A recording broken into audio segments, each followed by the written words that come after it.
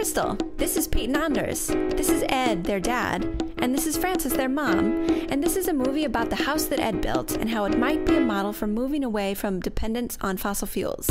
Ed is an architect, and in the 70s, he read a book that showed how people have used the sun for over 2,500 years. For example, in 212 BC, Archimedes reportedly used giant mirrors like a magnifying glass to destroy ships of invading Romans. And so Ed decided that he would use solar energy in his house.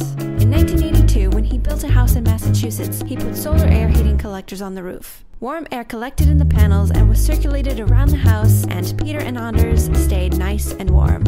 So why don't we all do this?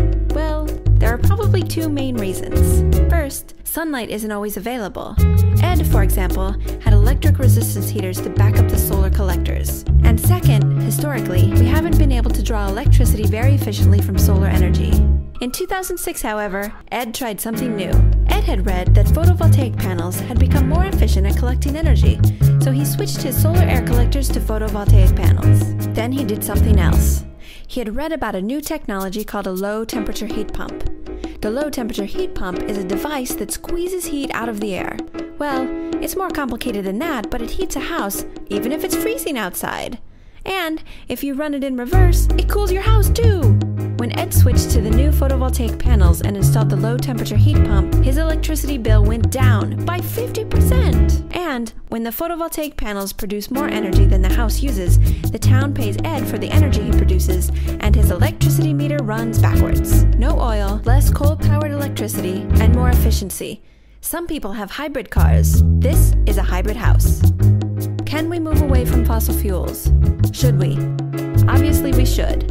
Their supply is finite, and their effects are bad for the environment. Our challenge is to avoid the seduction of relying solely on fossil fuels when they are abundant and easy, because they won't always be. Meanwhile, the history of solar energy alone shows us that we have an age-old recognition of the usefulness of alternative energy sources. What's left is whether we have the technology for these sources to meet a substantially greater portion of our energy needs.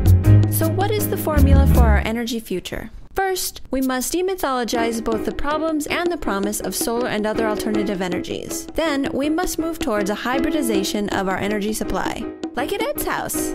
Then, as alternative energy sources become stronger and more readily available, and as technologies like low-temperature heat pumps use this energy more efficiently, then we can transition from a heavy reliance on fossil fuels to a more enduring age of clean and reliable energy.